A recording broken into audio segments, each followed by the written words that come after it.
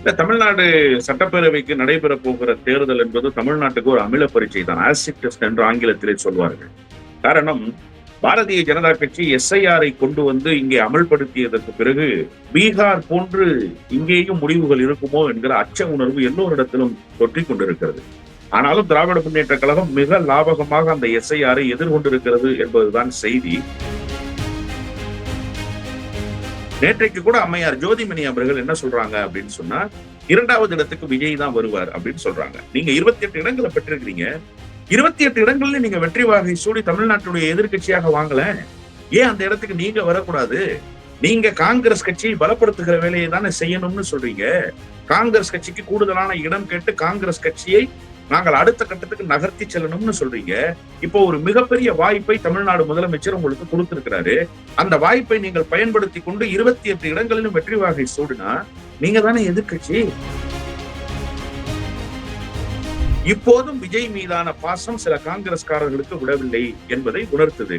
இது திமுகவினருக்கு உண்மையிலேயே உளப்பூர்வமாக ஒரு நெருக்கடியை தந்துருச்சு அப்படின்னா, இவ்வளவு காலமாக பாடுபட்டு காங்கிரஸை தூக்கி சுமந்து காங்கிரசுக்கு எல்லாமும் செய்ததற்கு பிறகும் இவர்கள் இப்படிப்பட்ட வேலையை செய்கிறார்களே என்கிற அந்த உணர்வு இருக்குல்ல, அந்த உணர்வு உண்மையிலேயே திராவிட முன்னேற்ற கழகத்தை காயப்படுத்துகிறது என்பதுதான் யதார்த்தமான உண்மை. முதலமைச்சர் ரொம்ப கன்சர்னா இருக்கிறார். அவர் மட்டும் வெற்றி பெறுவதில்லை, கூட்டணிக்கு வந்திருக்கக்கூடியவர்களையும் வெற்றி பெற வைக்கணுங்கிற கடமைப்பாடு அவருக்கு இருக்கு. அவர் தோல்வியை தழுவிடுறது அல்ல, அவர் வெற்றியை பெற்று விடுவது அல்ல, கூட வந்திருக்கிறவங்களை காப்பாத்தி ஆகணுமே, அவங்களுடைய வெற்றியை உறுதி செய்தாகணுமே. போன முறை கொடுத்த இடங்களை விட இந்த முறை குறைவான இடங்களை தரப்போறோம்னு சொல்லியிருக்காரு. குறைவான இடங்கள் தான் கொடுக்க முடியும்ன்ற சூழல் இருக்கு. குறைத்து கொடுத்தாலும் அவர்களுக்கு வெற்றியை தரணுமே.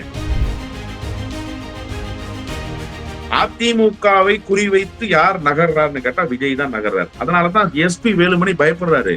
இங்கிருந்து போனவங்க அங்க மரியாதை இல்லாம இருக்காங்க, நீங்க வேணா விசாரிங்க அப்படின்னு சொன்னா அது எதை உணர்த்துது? இங்க இருந்து வேற யாரும் போயிடாதீங்க, தயவு செய்து இங்கே இருங்கயான்றது தானே. இந்த கெஞ்சி கூப்பாடு போட வேண்டிய நிலைமையை விஜய் உருவாக்கிட்டாருன்னு தான் நான் பாக்குறேன். அப்போ களம் வந்து அதிமுக விசஸ் விஜய்.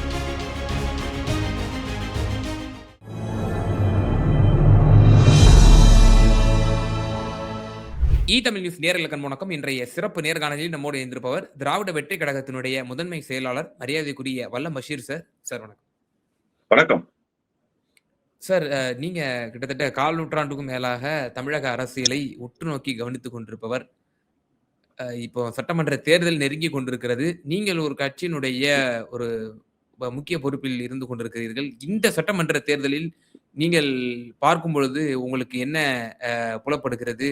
குறிப்பாக பல ஃபேக்டர்ஸ் சொல்லப்படும். ஆன்டி இன்கம்பன்சி என்றால் அது ஆட்சிக்கு எதிரான மனநிலை, கரப்ஷன் வாயிலாக இருக்கலாம், சட்ட ஒழுங்கு வாயிலாக இருக்கலாம், சமூக வாயிலாக இருக்கலாம் என்ற பல விஷயங்கள் சொல்லுவாங்க. ப்ரோ இன்கம்பன்சி என்றாலும் ஆட்சியினுடைய சிறப்பான செயல்பாடுகளை வைத்து இருக்கலாம். ஒவ்வொரு சமூகம் சார்ந்தும் அதுவும் பிளவுபடும். இப்படிப்பட்ட பல விஷயங்கள் அடங்கிய வண்ணமா இருக்கிறது. இந்த வரக்கூடிய 26 சட்டமன்ற தேர்தலில் உங்களுக்கு கிடைக்கப்பெறக்கூடிய தகவல்கள் என்ன சொல்கிறது? வரும் சட்டமன்ற தேர்தல் என்பது எப்படிப்பட்ட தேர்தலாக இருக்க போகிறது? பலரும் இது ஒரு தாய் தேர்தலாகவும் இருக்கும், ஏன்னா விஜயனுடைய வருகை அப்படின்ற விஷயமும் சொல்றாங்க. எப்படி பாக்குறீங்க? தமிழ்நாடு சட்டப்பேரவைக்கு நடைபெற போகிற தேர்தல் என்பது தமிழ்நாட்டுக்கு ஒரு அமில பரீட்சை தான். ஆசிட் டெஸ்ட் என்று ஆங்கிலத்திலே சொல்வார்கள். காரணம், பாரதிய ஜனதா கட்சி எஸ்ஐஆரை கொண்டு வந்து இங்கே அமல்படுத்தியதற்கு பிறகு பீகார் போன்று இங்கேயும் முடிவுகள் இருக்குமோ என்கிற அச்ச உணர்வு எல்லோரிடத்திலும் தொற்றிக் கொண்டிருக்கிறது. ஆனாலும் திராவிட முன்னேற்ற கழகம் மிக லாபகமாக அந்த எஸ்ஐஆரை எதிர்கொண்டிருக்கிறது என்பதுதான் செய்தி.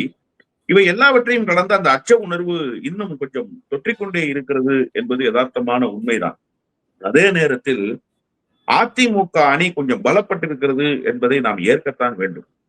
திமுக தலைமையிலான கூட்டணி நாள்தோறும் புதிய கட்சிகளினுடைய வருகையால் ஒரு உற்சாகத்தை அடைந்திருந்தாலுமே கூட திமுக தலைமையிலான அணி பலப்பட்டிருப்பதை போல அதிமுக ஏற்கனவே இருந்த பலத்தை விட இப்போது கூடுதலான பலத்தை பெற்றிருக்கிறது. அது தேர்தலில் திமுகவை வீழ்த்துகிற வல்லமையை பெற்றிருக்கிறான்னு கேட்டா நான் இல்லைன்னு சொல்வேன். ஆனாலும் அதை குறைத்து மதிப்பிட்டு விடக்கூடாது. ஏன்னா 52 தொகுதிகள்ல கடந்த சட்டப்பேரவை 2021 நடந்த சட்டப்பேரவை தேர்தலில் 300 வாக்குகளில் இருந்து 1000 வாக்குகளுக்குள்ளான வாக்கு வித்தியாசம் இருந்தது. இப்போதும் அதே போன்றது ஒரு சூழல் வருமா அப்படின்னு கேட்டா நிச்சயமாக அதை விட கூடுதலான தொகுதிகள்ல 300, 400 வாக்குகள் வித்தியாசத்துல வெற்றி தோல்வி தீர்மானிக்கப்படும் அப்படிங்கிற ஒரு சூழல் தான் நிலவுது. காரணம் என்னன்னா, ரொம்ப இன்டாக்டா வச்சிருந்த திராவிட முன்னேற்ற கழகத்தினுடைய கூட்டணியில் காங்கிரஸ் ஒரு சின்ன சலசலப்பை ஏற்படுத்தியது என்பது எந்த அளவுக்கு உண்மையோ, அதே அளவுக்கு உண்மை காங்கிரஸ் கட்சியின் மீது ஒரு அதிருப்தியில திராவிட முன்னேற்ற கழகத்தினுடைய தொண்டர்கள் இருக்கிறார்கள். முதலமைச்சருக்கு அதிருப்தி இல்ல. முதலமைச்சர் ரொம்ப டிப்ளமேட்டிக்கா அதை ஹேண்டில் பண்றாரு. ஆனா திராவிட முன்னேற்ற கழக தொண்டர்களினுடைய உள்ள குமுறல்னு ஒண்ணு இருக்குல்ல. நாங்க மதுரையை கேட்டு பெறுவோம், பெரியவர் மல்லிகார்ஜுன கார்கேட்ட சொல்லிட்டோம் அப்படிங்கிற செய்தி. நேற்றைக்கு கூட அம்மையார் ஜோதிமணி அவர்கள் என்ன சொல்றாங்க அப்படின்னு சொன்னா, 2வது இடத்துக்கு விஜய் தான் வருவார் அப்படின்னு சொல்றாங்க. நீங்க 28 இடங்களை பெற்றிருக்கிறீங்க. 28 இடங்கள்ல நீங்க வெற்றி வாகை சூடி தமிழ்நாட்டுடைய எதிர்க்கட்சியாக வாங்கல. ஏன் அந்த இடத்துக்கு நீங்க வரக்கூடாது? நீங்க காங்கிரஸ் கட்சியை பலப்படுத்துகிற வேலையை தானே செய்யணும்னு சொல்றீங்க. காங்கிரஸ் கட்சிக்கு கூடுதலான இடம் கேட்டு காங்கிரஸ் கட்சியை நாங்கள் அடுத்த கட்டத்துக்கு நகர்த்தி செல்லணும்னு சொல்றீங்க. இப்போ ஒரு மிகப்பெரிய வாய்ப்பை தமிழ்நாடு முதலமைச்சர் உங்களுக்கு கொடுத்திருக்கிறாரு. அந்த வாய்ப்பை நீங்கள் பயன்படுத்தி கொண்டு 28 இடங்களிலும் வெற்றி வாகை சூடினா நீங்க தானே எதிர்க்கட்சி. ஏன் நீங்க 2வது இடத்துக்கு வரக்கூடாது? அப்போ இதெல்லாம் எதை உணர்த்துதுன்னு சொன்னா, இப்போதும் விஜய் மீதான பாசம் சில காங்கிரஸ்காரர்களுக்கு விடவில்லை என்பதை உணர்த்துது. இது திமுகவினருக்கு உண்மையிலேயே உளப்பூர்வமாக ஒரு நெருக்கடியை தந்துருச்சு அப்படின்றார். இவ்வளவு காலமாக பாடுபட்டு காங்கிரஸை தூக்கி சுமந்து காங்கிரசுக்கு எல்லாமும் செய்ததற்கு பிறகும் இவர்கள் இப்படிப்பட்ட வேலையை செய்கிறார்களே என்கிற அந்த உணர்வு இருக்குல்ல, அந்த உணர்வு உண்மையிலேயே திராவிட முன்னேற்ற கழகத்தை காயப்படுத்துகிறது என்பதுதான் யதார்த்தமான உண்மை. அதே மாதிரி அந்த பக்கமும் கூட்டணிக்குள்ள பல சலசலப்புகள் இருக்கத்தான் செய்தாலுமே கூட அதிமுகவினுடைய மேஜர் பார்ட், நான் 2 வாரத்துக்கு முன்பு பேசும்போது கூட தமிழ்லயே உங்ககிட்ட தான் சொன்னேன்னு நினைக்கிறேன். பிரேக் ஆகி போன அதிமுகல மேஜர் பார்ட் யாருக்கு இருக்குன்னு கேட்டா டிடிவி தினகரனுக்கு தான் இருக்கு. அந்த டிடிவி தினகரனுடைய மேஜர் பார்ட் இருக்கு இல்லையா, அந்த மேஜர் பார்ட்டை இப்ப கொண்டு அதிமுக கூட்டணிக்குள்ள சேர்த்துட்டாங்க. அது அதிமுக கூட்டணின்னு வச்சுக்கிட்டாலும் சரி, பாஜக கூட்டணின்னு வச்சுக்கிட்டாலும் சரி, எந்த கூட்டணியாக இருந்தாலும் கூட்டணிக்கு வந்துட்டாங்க. அப்போ அதிமுகவினுடைய வாக்கு வங்கி சிதலமடைந்திருந்தது என்பது எவ்வளவு உண்மையோ அதே அளவுக்கு உண்மை அந்த சிதலமடைந்திருந்த வாக்கு வங்கிய ஓரளவுக்கு செப்பனிட்டு இருக்கிறார்கள் என்பது. 2வது, பாட்டாளி மக்கள் கட்சிக்கு ஒரு ராஜ்யசபாவை கொடுத்ததற்கு பிறகு பாட்டாளி மக்கள் கட்சியினுடைய ஒரு பிரிவு, அன்புமணியினுடைய பிரிவு மிகுந்த உற்சாகத்துல இருக்கிறாங்க. அந்த நன்றி உணர்வை இந்த தேர்தலில் வெளிப்படுத்தணும்னு நினைப்பாங்க. அப்ப வட மாவட்டங்கள்ல பாட்டாளி மக்கள் கட்சி, அதிமுக, பாஜகவினுடைய கூட்டணிக்கு ஒரு நல்ல வரவேற்பு இருக்கத்தான் செய்யும். இப்படி நெக் டு நெக் என்று ஆங்கிலத்திலே சொல்வார்கள். அந்த மாதிரியான ஒரு போட்டியை தான் இந்த தேர்தல் களம் சந்திக்க போகுது. இதை யாரு நல்லா உணர்ந்திருக்கான்னா, தமிழ்நாட்டு முதலமைச்சர் நல்லாவே உணர்ந்திருக்கிறார். அதனாலதான் தமிழ்நாட்டு முதலமைச்சர் சின்ன சின்ன கட்சிகளை கூட தவற விடாமல் அவர்களுடைய பிரதிநிதித்துவத்தையும் உறுதி செய்து கூட்டணியை மிகுந்த கட்டுக்கோப்போடு இதுவரை வழிநடத்தியதை கடந்து இப்போ நெருக்கடிகள் 1000 சூழ்ந்த போதும் கூட தாயுள்ளத்தோடு இந்த கூட்டணியை அரவணைக்க வேண்டும் என்கிற மனநிலைக்கு முதலமைச்சர் வந்திருக்கிறார் என்று நான் புரிந்து கொள்கிறேன். ஏன்னா அந்த கவலைப்பாடு அவர்கிட்ட இருக்கு. 2021 ஒரு பெரிய ஆன்டி இன்கம்பன்சி சார். 10 வருடம் அதிமுகவினுடைய அரசு, அதுவும் கடைசி 4.5 ஆண்டு காலம் அலங்கோலமான அதிமுக அரசு, சாதாரண அதிமுக அரசு அல்ல. அப்படிப்பட்ட அரசு இருந்த நேரத்தில் கூட உங்களுக்கு முதலமைச்சரினுடைய அந்த தேர்தல் பிரச்சார பேச்சுக்களை எடுத்து போட்டு இப்ப நீங்க பாத்தீங்கன்னா, நம்முடைய வெற்றியை அவ்வளவு எளிதாக நம்மை அடைய விட மாட்டார்கள் நம்முடைய எதிரிகள். எனவே நாம் ரொம்ப கடினப்பட்டு தான் இந்த வெற்றியை பெற வேண்டும்னு தான் பிரச்சார களங்கள்ல பேசினார் முதலமைச்சர். அன்னைக்கே அதுதான் சூழல்னா, இன்னைக்கு ஆன்டி இன்கம்பன்சி திமுக பக்கம் சேர்ந்திருக்கு அப்படிங்கிறப்போ ரொம்ப கன்சர்னா இந்த தேர்தல் களத்தை அவர் அணுகிறாரு. இறுதி வெற்றி திமுகவுக்கு தான் என்று சொன்னாலுமே கூட திமுகவில் இருக்கிற சிலர் கருதுவதை போல அவ்வளவு எளிதாக எல்லாம் வெற்றி அமைந்து விடாது. அந்த வெற்றியை ரொம்ப கடினமாக பெற வேண்டிய கட்டாயம் இப்போது இருக்கிறது களத்துல. ஆனா ஒரு வார காலமாக முதலமைச்சர் முந்தி செல்றாரு. ஒரு அறிவிப்பா வெளியிட்டு பார்த்தாரு கடந்த வாரம் வரைக்கும் எடப்பாடி பழனிசாமி. அது மக்களிடத்துல எந்த மாதிரி போய் சேருதுங்கிற ஒரு டெஸ்ட பண்ணி பார்த்தாரு. ஒரு சோதனை தான். எந்த வகையிலையும் போய் சேரல. ஏற்கனவே கொடுத்த 5000 ரூபாய் மக்களிடத்துல போய் சேர்ந்தது மாதிரி அவர் அறிவிப்பு போய் சேரல. நேற்றைக்கு ஒரு டார்கெட் பிக்ஸ் பண்ணிட்டாரு முதலமைச்சர். 2030ங்கிறது ஒரு இலக்கு. அந்த இலக்குக்குள்ள 7 லட்சம் வீடுகள், அதுவும் 5 லட்சம் வீடுகள் கிராமப்புறங்களுக்கு, 2 லட்சம் வீடுகள் நகர்ப்புறங்களுக்கு கட்டித்தர போறோம் அப்படின்னு சொல்றது இருக்குல்ல, இது உண்மையிலேயே நாட்டு மக்களிடத்துல மிகப்பெரிய வரவேற்பை பெற்றிருக்கிறது. தமிழ்நாடு முழுமைக்கும் இருக்கக்கூடிய அரசு உதவி பெறுகிற பள்ளிகள்ல நாங்க என்ன மாதிரியான சிஸ்டத்தை மெயின்டைன் பண்ண போறோம், அதாவது அந்த ஏஐ டெக்னாலஜி கொண்டு ஆய்வகங்களை அமைக்க போறோம் அப்படிங்கிறத தாண்டி ஸ்மார்ட் வகுப்பறைகளை கொண்டு வர போறோம்னு சொல்லி அறிவிச்சிருக்கிற ஒரு வரவேற்பு இன்றைக்கு நாட்டு மக்களிடத்துல பெரிதாக தென்படுகிறது. எனவே முதலமைச்சர் தேர்தல் களத்தில் முந்தி நிற்கிறார். அதில் ஒன்றும் மாறுபட்ட கருத்து இல்லை. ஆனாலும் கடைசி நேரத்தில் எத்தகைய மாற்றங்கள் நிகழும் என்பது யாருக்கும் தெரியாது என்கிற ஒரு புதிர் இப்போதும் மக்கள் முன்னால் நின்று கொண்டிருக்கிற காரணத்தால் திராவிட முன்னேற்ற கழகம் கடுமையாக போராடித்தான் வெற்றி பெற வேண்டும் என்கிற நிலையில் தான் தேர்தல் களம் இருக்கிறது என்றுதான் நான் புரிந்து கொள்கிறேன். இல்ல இவ்வளவு ரெயின்போ அலையன்ஸ் நீங்க சொன்னது போல சிறு சிறு கட்சியை கூட மாண்பு முதலமைச்சர் ரொம்ப கன்சர்னா வந்து பக்குவப்பட்டு வச்சிருக்கிறாரு அப்படின்ற விஷயம் சொல்றீங்க. எதிரணியில வந்து கூட்டணி இருந்த கூட்டணிகளும் இங்க வந்துட்டாங்க. இப்ப தேமுதிகவா இருக்கட்டும், இன்னும் ஓபிஎஸ் எல்லாம் இங்க வந்துட்டாங்க. அப்படி இருந்தும் இவ்வளவு நெருக்கடியான ஒரு சூழ்நிலை தான் இருக்கா அப்படிங்கிற ஒரு கேள்வி. எஸ்ஐஆர் அதுவும் இன்னொரு பய உணர்வோடு தான் அணுக வேண்டி இருக்கிறதா இந்த தேர்தலை அப்படிங்கிற ஒரு கேள்வி. ஏன்னா திமுக சிறப்பாகவே களத்தில் செயல்பட்டது என்றெல்லாம் சொல்லப்பட்டது. அதையும் தாண்டி நம்ம இன்னும் கவனத்தோடு இருக்க வேண்டிய ஒரு சூழ்நிலை இருக்கா? இல்ல அதாவது நான் வந்து திமுக வெற்றி பெறாதுன்னு சொல்லல. களம் ரொம்ப டஃப்பா இருக்குன்னு சொல்றேன். நீங்க ஓபிஎஸ்ஐ கொண்டு வந்து சேர்த்ததும், பிரேமலதா விஜயகாந்த் அவர்களை கொண்டு வந்து சேர்த்ததும், சுதீஷுக்கு ஒரு ராஜ்யசபா இடத்தை கொடுத்ததும் எதன் வெளிப்பாடுன்னு நினைக்கிறீங்க? ஒரு வாக்கு கூட சிதறிவிடக் கூடாது என்கிற அந்த கன்சர்ன் தான் முதலமைச்சருக்கு இருந்துச்சு. அந்த கன்சர்ன் காரணமாகத்தான் இவங்க எல்லாத்தையும் அகாமடேட் பண்ணாரு. இப்ப தேமுதிகவுக்கு ஏன் கொடுத்தாங்க அப்படிங்கிற ஒரு கேள்வி எல்லாரிடத்திலும் எழுது. இதுக்கு வந்து மார்க்சிஸ்ட் கம்யூனிஸ்ட் கொடுத்திருக்கலாமே, இன்டாக்டா இந்த கூட்டணியில இருந்த விசிகாவுக்கு கொடுத்திருக்கலாமே, ஏன் கொடுக்கல அப்படிங்கிற கேள்வி எல்லாம் கூட எழுது. ஆனா அதையெல்லாம் கடந்து தேமுதிகவினுடைய புதிய வருகை இந்த கூட்டணிக்கு ஏதோ ஒரு வகையில் வலு சேர்க்கும்னு முதலமைச்சர் கருதினார். அவர் கருதியது 100க்கு 100 விழுக்காடு உண்மை. காரணம் என்ன அப்படின்னு கேட்டீங்கன்னா, விருதுநகர் தொகுதிக்குள்ள மாணிக்கம் தாகூர் 2 முறை நாடாளுமன்ற உறுப்பினராக இருந்து 3வது முறையாக கண்டெஸ்ட் பண்றாரு. பெரிய எதிர்ப்பலைகள் ஒண்ணும் இல்ல. பெரிய எதிர்ப்பலைகள் இல்லாத நேரத்துல விஜயகாந்தினுடைய மகன் தேர்தலுக்கு புதுமுகமாக இருக்கிற அந்த வேட்பாளர் மாணிக்கம் தாகூரை நெருக்கடிக்குள்ளாக்கி தான் வெற்றி பெற வைக்கிறார். அவருடைய வெற்றி ஒன்றும் அவ்வளவு எளிதா இல்ல. நீங்க தமிழ்நாடு, புதுச்சேரி உட்பட 40 இடங்கள்ல போட்டியிட்ட இந்தியா கூட்டணி வேட்பாளர்கள்ல மிக குறைந்த வாக்கு வித்தியாசத்துல வெற்றி பெற்ற வேட்பாளர் யாருன்னு கேட்டா மாணிக்கம் தாகூர் தான். அந்த வெற்றிக்கு யார் காரணமாக இருந்தார்கள் என்று கேட்டா திமுக காரணமாக இருந்ததுங்கிறது எவ்வளவு உண்மையோ, அந்த வெற்றியை இலகுவாக அவர் பெற முடியாத நெருக்கடியை உருவாக்கியது தேமுதிக. அப்ப தேமுதிகவை நீங்க வந்து குறைத்து மதிப்பிட்டு விட முடியாதுல்ல. தேமுதிக இண்டிவிஜுவலா இருந்தா மதிப்பு இல்லை. ஆனா தேமுதிக ஒரு கூட்டணியில் சேருகிற போது அந்த 1% 1.5% கூட இல்ல 1%க்கு குறைவா கூட நீங்க வச்சுக்கோங்களேன். அது ஏன் திமுகவுக்கு கிடைக்காம போகக்கூடாது? வேறு இடத்துக்கு போறதை தடுத்து நிறுத்தி இங்க கொண்டு வந்து நீங்க எலெக்ஷன் என்னன்னா சார் 10,000 ஓட்டு அங்க போறதை நீங்க தடுத்தீங்கன்னா 20,000 ஓட்டு இங்க கிடைச்சதாக போறீங்க. அப்படிதான் நீங்க பார்க்கணும். அங்கிருந்து 10,000 ஓட்டை உருவி இங்க சேர்த்தீங்கன்னா இது 20,000 ஆயிரும். அது ஜீரோவா மாறிடும். அப்போ டபுள் த கால்குலேஷன்ல நீங்க போகணும் அந்த எலெக்ஷன் கால்குலேஷனை பொறுத்த வரைக்கும். அதைத்தான் முதலமைச்சர் செய்திருக்கிறாரு. அதை செய்தாலுமே கூட நீங்க வந்து எதிர் தரப்ப குறைத்து மதிப்பிட்ட கூடாதுன்னு நான் சொல்றேன். ஏன் அப்படின்னு சொன்னா அவர்கள் எதை வேண்டுமானாலும் எப்போது வேண்டுமானாலும் செய்கிற அளவுக்கு அதிகாரத்தை கையில் வைத்திருக்கிறார்கள். அப்ப எஸ்ஐஆர் ஒரு பயம் இருக்கா? எஸ்ஐஆர் குறித்து ஏற்கனவே ஒரு நிதிய விளக்கம் கொடுக்கப்பட்டு எஸ்ஐஆரை ரொம்ப இலகுவாக கடந்து வந்துருச்சே தமிழ்நாடு. ஆமா கடந்து வந்துருச்சு. ஆனாலும் மக்களிடத்துல அந்த அச்ச உணர்வு இருக்கத்தானே செய்யுது. எஸ்ஐஆருடைய தாக்கம் இல்லைன்னா நினைக்கிறீங்க? 8%, 10% அந்த வருத்தமும் அந்த சங்கடமும் மக்களிடத்துல தென்படத்தான் செய்யுது. ஆனா யாரை கேட்டாலும் என் பேர் உறுதியாக இருக்கு, வாக்காளர் பட்டியல்ல பார்த்துட்டேன், வரைவு வாக்காளர் பட்டியல்ல பார்த்துட்டேன்னு சொல்றாங்க.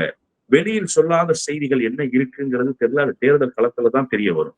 அப்ப யாருடைய பெயரை நீக்கினாங்க? ஒரு நம்பர்ஸ் கொடுக்குறாங்கல்ல, நீக்கிட்டோம்னு. அது யாருடைய பெயரு? உங்க பேர் இருக்கு, என் பேர் இருக்கு, பக்கத்து வீட்டுல இருக்கிற ஒரு பேர் இருக்கு, எதிர்த்த வீட்டுல இருக்கிற ஒரு பேர் இருக்கு. யார் பெயரை இவர்கள் நீக்கினார்கள்?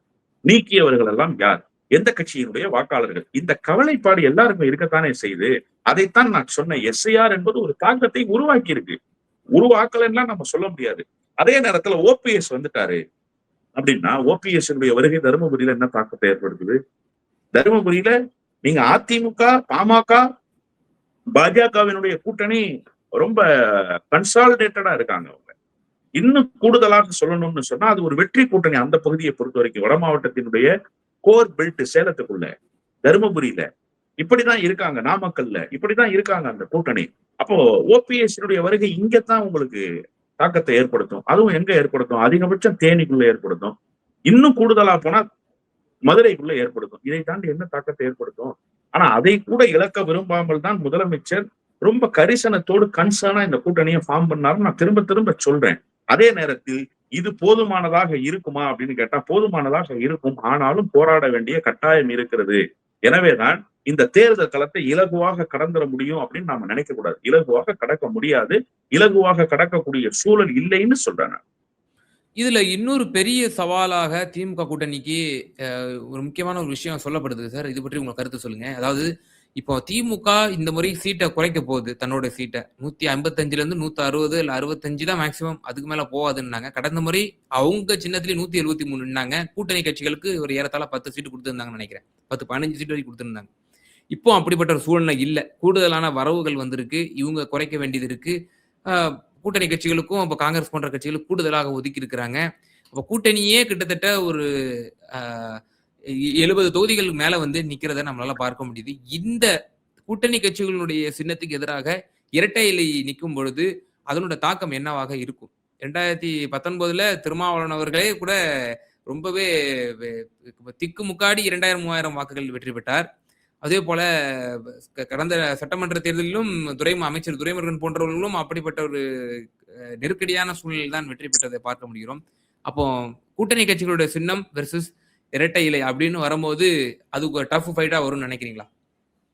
இல்ல, நிச்சயமாக ஒரு டஃப் ஃபைட்டு இரட்டை இலையோடு இருக்கத்தான் செய்யும்.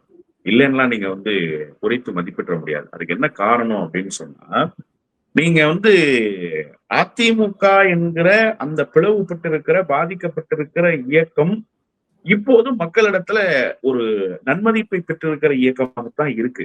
இல்லைன்னு நீங்க மறுத்தரவே முடியாது. அது எங்க எல்லா மக்களிடத்திலும் இருக்கா? இல்ல. அதிமுக ஓட்டர்ஸ்ல ஒரு 80% பேருக்கிட்ட இன்னமும் அந்த அதிமுக சின்னத்துக்கான நன்மதிப்பு இருக்கத்தான் செய்யுது. அது எடப்பாடி பழனிசாமி இல்ல, ஜெயலலிதா இல்ல, எம்ஜிஆர் இல்ல, யார் இருந்தாலும் இல்லைன்னாலும் அந்த சின்னம் போய் சேர்ந்திருக்குல்ல, அதுக்கு ஒரு தாக்கம் இருக்கத்தான் செய்யுது. இல்லைன்னு நீங்க மறுத்து விடவே முடியாது என்பது யதார்த்தமான உண்மை. இப்ப இதுல இன்னொரு முக்கியமான செய்தி என்ன அப்படின்னு சொன்னா, உதயசூரியன் ஏற்படுத்துகிற தாக்கத்தை விட இரட்டை இலையினுடைய தாக்கம் என்பது கூடுதலானது. அது இன்னும் சென்டிமெண்டல் வேல்யூஸ் ஜாஸ்தி அதுக்கு. உதயசூரியனுக்கு சென்டிமெண்டல் வேல்யூஸ் கம்மி. அது வந்து கொள்கை, கோட்பாடு, தத்துவம் இதன் அடிப்படையில் இருக்கிற அந்த வேல்யூ தானே தவிர சென்டிமெண்டல் வேல்யூ இல்ல. எப்பவுமே நீங்க சென்டிமெண்டல் வேல்யூவை குறைச்சு மதிப்பிடக்கூடாது. உதாரணமா சொல்லணும்னா, இந்த நம்பியாரோட எம்ஜிஆர் சண்டை போட்டுட்டு இருப்பாரு திரையில. அப்போ எம்ஜிஆரினுடைய அந்த சிலம்ப குச்சி இருக்குல்ல, அது கீழே விழுந்துடும். அப்ப என்ன பண்ணுவாங்கன்னா, சினிமா ரசிகர்கள் வாத்தியார இந்தா புடிச்சுக்க அப்படின்னு சொல்லி இங்க இருந்து கையில இருக்கிற குச்சியை தூக்கி திரையில போடுவாங்க. இதெல்லாம் கடந்த காலத்துல நடந்திருக்கு. திரை கிழிஞ்சு போயிடும் அப்படின்னு சொல்லி சொல்லுவாங்க. அப்ப எந்த அளவுக்கு சென்டிமெண்டல் இடியட்ஸாக இருந்திருக்காங்க. நான் வந்து இந்த வார்த்தையை தப்பா பயன்படுத்தல. அந்த மக்களினுடைய உணர்வை உள்வாங்கி கொண்டு சொல்கிறேன். ஆங்கிலத்தில் அப்படி சொல்ல வேண்டும் என்பதற்காக நான் சொன்னேனே தவிர அதுக்காக இடியட்னு சொன்னதாக பொருள் கொள்ளக்கூடாது. அப்ப அந்த சென்டிமெண்டல் வேல்யூ வந்து இரட்டை இலைக்கு இருக்கு. அந்த சென்டிமெண்டல் வேல்யூ பெரிய அளவுல ஒர்க் அவுட் ஆச்சு 2016 தேர்தலையும் 2014 தேர்தலையும். 2 தேர்தலையுமே ஒட்டுமொத்த தமிழ்நாடும் இரட்டை இலை சின்னத்தை தன்னுடைய வாக்குச்சாவடியில பார்த்துச்சு. கூட்டணிக்கு வேற சின்னம் இல்ல, கூட்டணி கட்சிகளுடைய சின்னம் இல்ல, எல்லா இடங்கள்லயும் ரெட்டலை தான். 2014லயும் எல்லா இடங்கள்லயும் ரெட்டலை தான், 2016லயும் எல்லா இடங்கள்லயும் ரெட்டலை தான். அது ஒரு பெரிய தாக்கத்தை ஏற்படுத்தியதனுடைய விளைவுதான் 2 தேர்தலிலும் மகத்தான வெற்றியை அதிமுகவுக்கு தந்தது. அப்போ அதிமுக எதிர்ப்பு மனநிலையில் இருக்கக்கூடிய சசிகலாவோட ஆளுனே வச்சுக்கோங்க, ஓ பன்னீர்செல்வத்துடைய ஆள் கூட வச்சுக்கோங்க, அந்த வாக்குச்சாவடிக்கு போய் அந்த பழைய பாசத்தை அந்த சின்னத்துல பார்த்துட்டான்னா அந்த சின்னத்துல குத்திடக்கூடிய ஒரு வாய்ப்பு இருக்கத்தான் செய்யுது. இல்லைன்னு நீங்க மறுத்து விடவே முடியாது. அப்போ உதயசூரியனுக்கு இருக்கிற சென்டிமெண்டல் வேல்யூவை விட அந்த சென்டிமெண்டல் வேல்யூ ஜாஸ்தி தானே. அதை எப்படி சரி பண்ண போறோம்னா, முதலமைச்சருடைய வியூகம் தான் அதை சரி பண்ண போகுது. அதனாலதான் முதலமைச்சர் ரொம்ப கன்சர்னா ஒவ்வொரு விஷயத்தையும் பார்த்து பார்த்து செய்யறாரு. மக்களினுடைய நன்மதிப்பை பெற வேண்டும் என்கிற கவலைப்பாட்டோடு அவர் தொடர்ந்து செயலாற்றிக் கொண்டே இருக்காரு. நேற்றைக்கு இந்த அறிவிப்பு இலக்கு ஏன் பிக்ஸ் பண்ணணும்? என்ன நோக்கம்? விமர்சனம் 1000 வரும், அவருக்கு தெரியாதா? ஆனாலும் ஒரு இலக்கை பிக்ஸ் பண்ணி இதை நான் செய்ய போறேன்னு சொல்றாருன்னா, நான் இன்னும் உங்களுக்கு செய்வதற்கு கடமைப்பட்டிருக்கிறேன், காத்துக் கொண்டிருக்கிறேன் என்கிற செய்தியை இந்த நாட்டு மக்களுக்கு சொல்வதற்காகத்தான் அவர் இயங்கிக் கொண்டிருக்கிறார். இது எல்லாமும் தேர்தலில் நாம் வெற்றி வாகை சூட வேண்டும் என்கிற கவலைப்பாடு அவருக்கு இருக்கு. அதுக்காக எலெக்ஷன் கணக்கு தானா இது? மக்களுக்கு வந்து அறிவிப்பு கொடுக்கிறது வந்து சலுகைகளா அப்படின்னு கேட்டா நிச்சயமாக இல்லை. ஆனாலும் நான் அதிகாரத்துக்கு வர வேண்டியது எவ்வளவு முக்கியம், நீங்கள் எல்லோரும் கைவிட்டு விடாதீர்கள் என்கிற அந்த செய்தியைத்தான் அவர் ஒவ்வொரு நேரத்திலும் வெளிப்படுத்துறாரு. நீங்க ஒரே ஒரு சின்ன செய்கை தான், அது வைரல் ஆயிடுச்சே. அந்த செய்கை என்ன? காங்கிரஸுக்கு முடிச்சுட்டு வராரு, பேச்சுவார்த்தையை முடிச்சுட்டு இப்படி கையை காமிக்கிறாரு, முடிஞ்சிச்சு பினிஷ் அப்படின்னு சொல்றாரு. அது இன்னைக்கு மீடியால ட்ரெண்ட் ஆயிடுச்சு. அப்ப முதலமைச்சர் என்ன செய்ய போகிறார் என்பதை தமிழ்நாடு கவனித்துக் கொண்டிருக்கு. எடப்பாடி பழனிசாமி என்ன செய்யறாருன்னு தமிழ்நாடு கவனிக்கல. முதலமைச்சர் என்ன செய்யறாருன்னு தான் தமிழ்நாடு கவனிக்குது. அப்ப முதலமைச்சர் இன்னும் கூடுதல் பொறுப்போடு செயல்படுகிறார். அப்போ முதலமைச்சர் ரொம்ப கன்சர்னா இருக்கிறார். அவர் மட்டும் வெற்றி பெறுவது இல்ல. கூட்டணிக்கு வந்திருக்கக்கூடியவர்களையும் வெற்றி பெற வைக்கணுங்கிற கடமைப்பாடு அவருக்கு இருக்கு. அவர் தோல்வியை தழுவிடுறது அல்ல. அவர் வெற்றியை பெற்று விடுவது அல்ல. கூட வந்திருக்கிறவங்களை காப்பாத்தி ஆகணுமே. அவங்களுடைய வெற்றியை உறுதி செய்தாகணுமே. போன முறை கொடுத்த இடங்களை விட இந்த முறை குறைவான இடங்களை தரப்போறோம்னு சொல்லியிருக்காரு. குறைவான இடங்கள் தான் கொடுக்க முடியும்ன்ற சூழல் இருக்கு. குறைத்து கொடுத்தாலும் அவர்களுக்கு வெற்றியை தரணுமே. அந்த கவலைப்பாடு முதலமைச்சர் இடத்துல வெளிப்படுது. ஆனாலும் நீங்கள் சொன்ன அந்த இரட்டை இலை உதயசூரியன் என்று வருகிற போது உளவியல் சிக்கல் இரட்டை இலை கொஞ்சம் சென்டிமெண்டல் வேல்யூஸ் கூடுதலாக இருக்கிற காரணத்தால் ஒரு தாக்கத்தை தேர்தலில் ஏற்படுத்தத்தான் செய்யும். இறுதியான ஒரே ஒரு கேள்வி. இப்போ விஜயினுடைய ஃபேக்டர் யாரை வந்து பாதிப்பை ஏற்படுத்தும்? நிச்சயமா அவர் வாங்கக்கூடிய சொற்ப வாக்குகளாக இருந்தாலும் இருக்கக்கூடிய வாக்குகள் தான் அவர் வந்து எடுக்க போறாரு, பிரிக்க போறாரு. அப்போ யார்கிட்ட வந்து அவர் பிரிப்பாரு மேக்சிமம்? அதே போல நீங்க சொன்னீங்க இரட்டை இலை சென்டிமெண்ட்ங்கிறது உதயசூரியனை விட ஜாஸ்தி அப்படின்னு சொல்லி. ஆனால் கடந்த அது வந்து ஜெயலலிதா மற்றும் கலைஞர் அவர்களுடைய இந்த காலகட்டத்தோடயே முடிந்து விட்டது. இப்ப ஸ்டாலின் வெர்சஸ் அதர்ஸ் தான் அப்படின்ற ஒரு விஷயம் சொல்லப்படுது. 2 சமூகத்துக்குமான கட்சியா ஆயிடுச்சு அஇஅதிமுக அப்படின்ற ஒரு விமர்சனம்லாம் வைக்கப்படுது. அப்ப இன்னமும் நம்ம அந்த பழைய சிந்தனையிலே இருக்கிறோமா? இப்ப எடப்பாடிக்கு உண்டான அந்த கட்சி வந்து அந்த நீங்க சொன்னது போல வட தமிழகமும் கொங்கு மண்டலமும் கொண்ட அந்த பகுதிகளில் மட்டும்தான் இருக்கக்கூடிய ஒரு கட்சியாக இருக்கு. ஆஃப்டர் 10.5% கொடுத்த அந்த ரிசர்வேஷன் அந்த அளவு தான் இருக்கு அப்படின்ற ஒரு விமர்சனம் வைக்கப்படுது. நிறைவான கருத்து. இல்ல, அதிமுகவை குறைத்து மதிப்பிடுவது என்பது தோல்வியை நோக்கி நம்மை நாமே நகர்த்திக் கொள்வதுதான். எதிரியை எப்பவுமே ரொம்ப குறைவா எடை போட்டுறக்கூடாது. எதிரி எப்போது வேண்டுமானாலும் எந்த நேரத்தில் வேண்டுமானாலும் எந்த ஆயுதத்தை வேண்டுமானாலும் எடுக்கலாம். அதிமுக என்கிற இயக்கத்துக்கு ஒரு இயங்கியல் இருக்கத்தான் செய்து, அதற்கு ஒரு ஜனரஞ்சகமான வாக்கு வங்கி இருக்கத்தான் செய்து, வரவேற்பு இருக்கத்தான் செய்து. அது எம்ஜிஆர் இருந்தாலும் சரி, ஜெயலலிதா இருந்தாலும் சரி. அதனால தான் நான் சொன்ன சென்டிமெண்டல் வேல்யூ ரொம்ப ஜாஸ்தின்னு சொன்னேன். எம்ஜிஆருக்காக ஓட்டா? ஆமா, இருக்கலாம். ஆனாலும் இரட்டையில தான். ஜெயலலிதாக்காக ஓட்டா? ஆமா, ஜெயலலிதாவுக்காக இருக்கலாம். ஆனாலும் இரட்டையில தான். எடப்பாடி பழனிசாமிக்காக ஓட்டா? இருக்கலாம். ஆனாலும் இரட்டையில தான். அப்ப அந்த இரட்டை இலைங்கிற தாக்கம் இருக்குல்ல, அந்த தாக்கம் இன்ன பிற சின்னங்களை விட, நான் தான் சொல்லிட்டேனே, உதயசூரியனை விட அந்த தாக்கம் கூடுதலான தாக்கம்னு சொல்லிட்டேன். துரோகம்னு செய்யக்கூடாது அப்படிங்கிறத அந்த சின்னம் வந்து தேர்தல்ல அந்த வாக்குச்சாவடிக்குள்ள உருவாக்கிடும். அதுக்கு ஒரு வேல்யூ இருக்கு. அதனால அது யாராக இருந்தாலும் அது இருக்கத்தான் செய்யுது. இப்ப விஜய் குறித்து நீங்க ஒரு கேள்வி கேட்டீங்க. விஜய் 100 விழுக்காடு அதிமுகவினுடைய வாக்கைத்தான் பெறுறாரு. அதிமுகவினுடைய வாக்குகளை பெறுவதற்காகத்தான் அவர் அதிமுகவை நோக்கியே நகர்த்துறாரு. அதிமுகவை நோக்கிய அரசியலை மட்டுமே அவர் செய்யறாரு. திடீர்னு மேடம் ஜெயலலிதான்னு ஈரோட்ல நின்று சொல்ல வேண்டிய அவசியம் என்ன இருக்கு? திடீர்னு ஏன் அந்த குரல்? நீங்க ஊழலுக்கு எதிராக பேசுறதா இருந்தா, ஊழல் குற்றச்சாட்டில் சிறை தண்டனை விதிக்கப்பட்டு அதன் மூலமாக முதலமைச்சர் பதவியை இழந்தவர் யார் தமிழ்நாட்டில்? ஜெயலலிதா அம்மையார் தானே. இப்ப மேடம் ஜெயலலிதான்னு உங்களுக்கு எங்கிருந்து சொல்றதுக்கு அந்த மனசு வந்தது? ஜெயலலிதா அம்மையார் சொன்ன குரலை, எம்ஜிஆர் சொன்ன குரலை நீங்கள் எதிரொலிக்க வேண்டிய அவசியம் என்ன இருக்கு? தீய சக்தி கருணாநிதின்றது உங்களுடைய வார்த்தையா? இல்ல, அது எம்ஜிஆர் பேசிய வார்த்தை. அது அப்படியே ஜெயலலிதா அம்மையார் உள்வாங்கி கொண்டார். அதற்கடுத்து எடப்பாடி பழனிசாமி கூட அதை செய்யல, நீங்க அதை செய்றீங்க. அப்போ அதிமுகவை குறிவைத்து யார் நகர்றாருன்னு கேட்டா விஜய் தான் நகர்றாரு. அதனாலதான் எஸ்பி வேலுமணி பயப்படுறாரு. இங்கிருந்து போனவங்க அங்க மரியாதை இல்லாம இருக்காங்க, நீங்க வேணா விசாரிங்க அப்படின்னு சொன்னா அது எதை உணர்த்துது? இங்க இருந்து வேற யாரும் போயிடாதீங்க, தயவு செய்து இங்கேயே இருங்கயான்றது தானே. இந்த கெஞ்சி கூப்பாடு போட வேண்டிய நிலைமையை விஜய் உருவாக்கிட்டாருன்னு தான் நான் பாக்குறேன். அப்போ களம் வந்து அதிமுக விசஸ் விஜய். அதிமுகவினுடைய வாக்குகளை விஜய் பெற போகிறாரா? விஜயால் அதிமுகவுக்கு பாதிப்பு ஏற்பட போகிறதா இல்லையா என்பதுதான் இந்த தேர்தல் கிழமை. தவிர விஜய் எப்படின்னா இலக்க ரொம்ப டாலா பிக்ஸ் பண்ணிட்டார், ரொம்ப உயரத்தை பிக்ஸ் பண்ணிட்டார். திமுகவுக்கு எனக்கும் போட்டி. உண்மையிலேயே திமுகவுக்கு அவர் போட்டி அல்ல. திமுக அவரை ஒரு பொருட்டாகவே கருதல. அதிமுகவை குறிவைத்துத்தான் விஜயினுடைய அரசியல் நகர்கிறது. விஜய் அரசியலால் அதிமுகவுக்குள் ஒரு சின்ன சலசலப்பு உருவாயிருக்கு. அதுக்காக அதிமுக பயந்துருச்சுன்னா நான் சொல்ல மாட்டேன். திமுக எப்படி ஒரு பேர் இயக்கமோ அது போல அதிமுகவும் ஒரு பேர் இயக்கம் தான். அதுல வந்து குறைபாடுகள் நிறைந்திருக்கிறதே தவிர, வாக்கு வங்கி சிதலமடைந்திருக்கிறதே தவிர, அந்த கட்சியினுடைய ஸ்ட்ரக்சர்ல பெரிய மாற்றங்கள் நிகழ்ந்து விட்டதாக நான் கருதல. இந்த கிளை செயலாளருக்கு பதிலாக இன்னொரு கிளை செயலாளர், இந்த பகுதி செயலாளருக்கு பதிலாக இன்னொரு பகுதி செயலாளர் சோர்வுகளுக்கு ஆளாகி இருக்கிறாங்க. அது வேறு. ஆனாலும் தேர்தல் களம் என்று வந்துவிட்டால் அவர்களுக்குள் ஒரு புதிய உற்சாகம் வரத்தான் செய்யும். அதை தாவேகா மெல்ல தன்மையப்படுத்திக் கொள்ள முடியுமா என்று முயற்சிக்கிறது. எனவே அவர்களுக்குள் போட்டி. விஜய் பெறப்போகிற வாக்கு அதிமுகவுடைய வாக்கு தான் உறுதியா. நிச்சயமா சார். சமகால அரசியல் மற்றும் இந்த வரக்கூடிய சட்டமன்ற தேர்தல் களம் எவ்வாறு அமையப் போகிறது என்ற உங்களுடைய டீட்டெயில்டான அனாலிசிஸை எங்க நேயர்களுக்கு ரொம்ப தெளிவா பகிர்ந்தீங்க. ரொம்ப நன்றி. ம்.